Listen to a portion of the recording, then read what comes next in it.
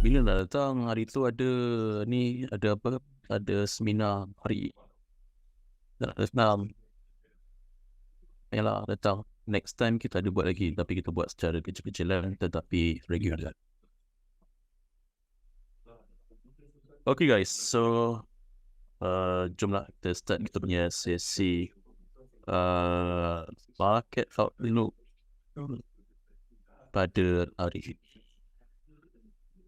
Okay, so hari ni 14 hari bulan 2 2024. Macam biasa, kalender ekonomi yang terdapat pada hari ini seperti fokus di pasaran di US dan juga Eropah pada belah mati. Okay, so untuk gold, so kenapa boleh jatuh semalam? Yang pertama, kalau berdasarkan daripada sudut technical, okay, dia berada di fasa konsolidasi ataupun consolidation phase. So untuk tempoh jangka masa medium hingga panjang disebabkan oleh beberapa faktor. Yang pertama adalah disebabkan oleh kadar faedah yang masih lagi kekal tinggi pada paras 5.5%. Jadi seperti mana yang saya cakap, gold ini amat sensitif dengan kadar faedah yang agak tinggi. So gold is a non-yielding asset ataupun aset yang tidak memberikan sebarang bentuk pulangan daripada segi kadar faedah. Jadi apabila Federal Reserve masih lagi mengekalkan kadar faedah pada tahap yang tinggi iaitu 5.5% tanpa sebarang perubahan pada tempoh hari, dan juga di masa yang akan datang juga kita jangkakan penurunan kadar faedah hanya berlaku sebanyak 2 ataupun 3 kali saja pada tahun 2024 ini. Jadi sedikit sebanyak ianya memberi tekanan kepada pasaran komoditi emas untuk didagangkan dengan lebih rendah. Dan kalau kita lihat laporan inflasi juga masih lagi dalam keadaan yang tinggi. Jadi pelabur merasakan yang Fed akan mengekalkan kadar faedah tersebut untuk satu tempoh jangka masa panjang. Walaupun penurunan ia akan berlaku tetapi dalam skala yang amat perlahan. Right. So yang kedua, isu di Timur Tengah tidak membantulah daripada segi lonjakan harga di dalam pasaran komoditi emas sebagai safe haven asset buat masa kini, kerana pelabur masih lagi fokus untuk sentimen ataupun fundamental tempoh jangka masa panjang iaitu berkaitan kadar inflasi dan juga kadar faedah. Okay. Dan yang seterusnya daripada sudut teknikal, pembentukan pending swing pada carta weekly ataupun mingguan ini pada tempoh hari memberi petunjuk awal trend lebih cenderung kepada arah bearish disokong oleh fundamental dan juga sentimen jangka masa panjang lah. Dan seterusnya pembentukan V-top formation ataupun kita panggil sebagai key reversal pattern pada layover indicator. So layover indicator ini seperti apa? Yang pertama seperti moving averages, Bollinger Band, apa lagi, Ichimoku, itu semua layover indicator, okay? Dan ini juga sebagai satu indikasi lah perubahan arah trend. So kalau kita menggunakan Bollinger Band, kita boleh refer kepada pattern yang kita boleh gunakan sebagai contohnya V-top, M-top, okay? Kalau kita menggunakan Bollinger Band, dia tak panggil chart pattern ataupun nama-nama chart pattern sebagai contohnya double top ataupun key reversal pattern sebenarnya, okay? Dia panggil sebagai V-top ataupun M-top, V-bottom, M-bottom. Itu semua adalah pattern-pattern perubahan arah trend. Kalau menggunakan Bollinger Band, okay, pengasas dia, John Bollinger, dia tidak menggunakan nama-nama chart pattern. Dia menggunakan nama dia sendiri iaitu V-top ataupun M-top ataupun V-bottom ataupun M-bottom. Okay, dan CCI ataupun Commodity Channel Index masih lagi kekal pada baras kosong. So basically, it is still in a bullish momentum anyways, but kalau dia goes below then zero, okay, if it goes below then zero, then we should expect that gold trend will be more bearish lah, okay. Tetapi saya jaranglah nak refer kepada leading indicator ni as my primary indicator. Okay, the leading indicator is just a leading indicator to give an early warning or sign of reversal might happen lah. Okay, but kalau kita lihat daripada sudut technical, yang pertama of course kita kena refer kepada orang panggil market structure itself, and then barulah you pergi masukkan kepada indicators yang lain-lain sebagai sokongan kepada analisa you. Okay, so daripada sudut chart kalau kita lihat, okay, so macam mana nak identify the trend? Of course, peaks and trough is the easiest one lah to identify trend. Okay, this is the highest peaks ataupun kita panggil dia sebagai paras harga tertinggi lah. Okay, this is the highest peaks, this is second lowest peaks. Kalau menggunakan Bollinger Band, saya letak dia sebagai V-top formation, okay, dekat upper band BB ni. Dan seterusnya dia buat apa? Dia buat second lowest peaks. Okay, this is the first peaks, second lowest peaks. Lepas tu dia buat apa? Draft. Okay, and then this is a third lowest peaks. So dekat sini pun dia dah buat apa? Failure swing. Ini kita panggil dia sebagai failure swing. Dia gagal untuk mencipta peaks yang lebih tinggi daripada sebelumnya. So kalau kita tarik trend line minimum 2 point pun dia dah jadi apa? Tentative trend line. Okay, dan kalau price ni touch kat sini pun dia dah jadi valid trend line. So this is a valid trend line. Kalau menggunakan candlestick, you akan nampak price dah sentuh tetapi close below this trend line. So basically this is a valid trend line. Okay, dan adanya pembentukan failure swing. So failure swing menunjukkan yang trend akan lebih kepada arah bearish. So this is the right entry point for you to entry and hold your position for a longer period of time, because this is on the weekly time frame. So you may hold your position for a longer period of time.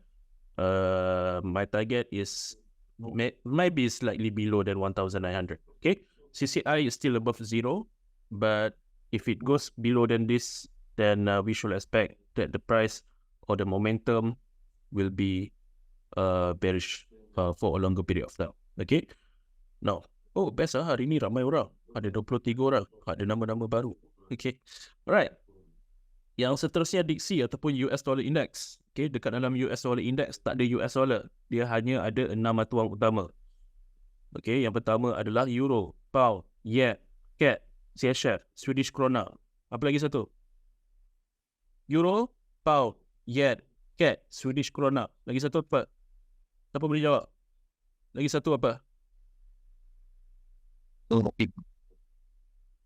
Guys.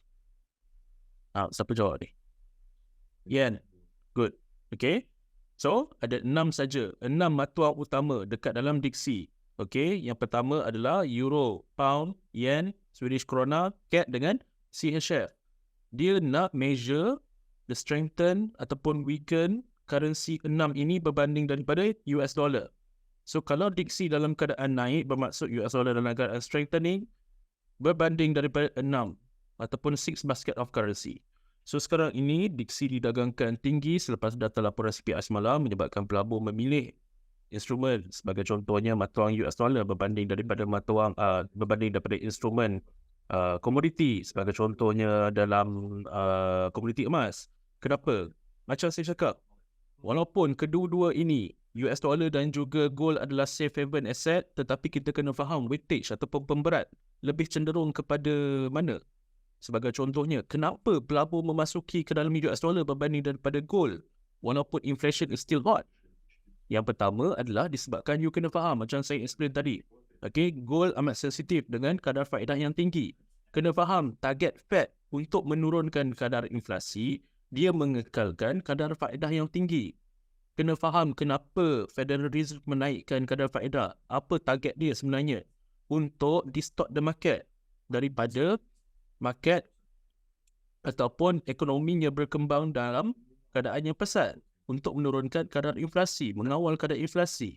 Jadi disebabkan oleh itu, pelabur lebih cenderung memilih US dollar berbanding daripada gold. Yang pertama adalah disebabkan oleh kadar faedah yang tinggi memberi kesan kepada komoditi emas didagangkan rendah.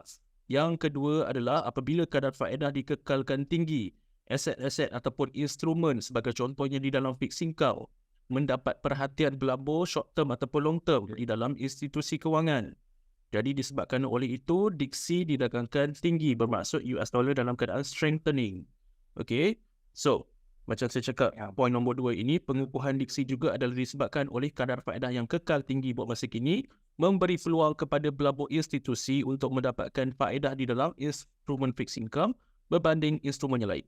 Okay, dan yang seterusnya pengukuhan US dollar juga memberi tekanan kepada pasaran komoditi emas secara tidak langsung. Okay, so this is a US dollar index ataupun DXY. Okay, dia buat apa kat sini? Dia buat bottom reversal and then the high series of peaks and trough. And then dekat sini ada apa? Bearish Kumo Cloud. Bearish Kumo Cloud act as a resistance level. Okay, dan dekat sini pun dia dah bagi dah kita hint sebenarnya akan adanya apa? Akan adanya kenaikan lanjutan. Yang pertama, dia buat bottom reversal. This is a reversal pattern yang menunjukkan trend daripada bearish has turned to bullish. Okay, ini adalah petunjuk awal. Dia dah gagal untuk membuat apa? a lower series of peaks and trough.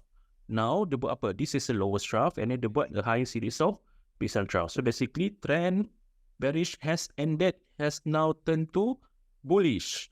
Okay, dan dekat sini pun ada apa? Tenkan dan juga Kijun cross. Okay, dan seterusnya dia dah breakout daripada bearish Kumu cloud dan act as a resistance, and then it's traded further north. Okay, selarilah dengan keadaan semasa, iaitu daripada isu daripada keadaan faedah dan juga isu laporan inflasi yang masih lagi kekal tinggi, menyebabkan pelabur memasuki ke dalam mata wang safe haven tersebut untuk berlindung nilai. Okay, so apa yang you boleh fokus apabila diksi dalam keadaan naik? You short Euro US dollar, you buy USD JPY, you short GBP USD, you buy USD Swedish krona, apa lagi? You buy USD CAD, but that one you have to be careful because apabila you trade USD CAD, you kena faham ianya ada kena-mengena ataupun kaitan rapat dengan komoditi minyak juga. Jadi you kena tengok weightage tu, pemberat tu lebih kepada arah mana. Okay, so tak semestinya diksi dalam keadaan bullish, okay, you nak buy USD CAD, tak semestinya. Kadang-kadang it may gains against you because intermarket analysis ini ataupun kita panggil dia analisa di antara pasaran from one instrument to another instrument, you kena berjaga-jaga. Okay, now itu sahaja laporan untuk hari ini. Ada apa-apa soalan guys? Best lah hari ni ada 27 orang. Okay, ada apa-apa soalan?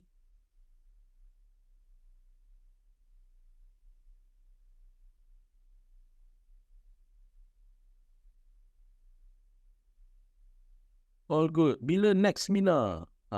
Ramai yang dah tanya pula. Bila next seminar? Okay, kita akan buat pada bulan ini. Kemungkinan besar pada akhir bulan. Kita akan inform lah nanti bila dijangka Fed akan cut interest rate March. Tetapi saya tak rasa ianya akan berlaku. Kerana apa? Kerana keadaan inflasi masih lagi kekal dalam keadaan yang tinggi. Jadi kemungkinan besar Fed akan hold dulu sebelum melakukan sebarang penurunan kadar faedah. Sekiranya mereka menurunkan kadar faedah, sudah pastilah akan menyebabkan ekonomi akan berkembang dengan lebih pesat semula. Dan seterusnya kadar inflasi juga akan turut serta naik. So instead of diorang turunkan dengan keadaan yang tergesa-gesa, mereka mungkin akan mengekalkan untuk seketika waktu. May expectation. Alright. Okay guys, sekiranya tiada apa-apa lagi soalan, sampai di situ sajalah sesi untuk hari ini dan semoga kita jumpa lagi pada esok hari dan juga di masa yang akan datang. Assalamualaikum, sekian, terima kasih dan selamat sejahtera. Bye-bye semua.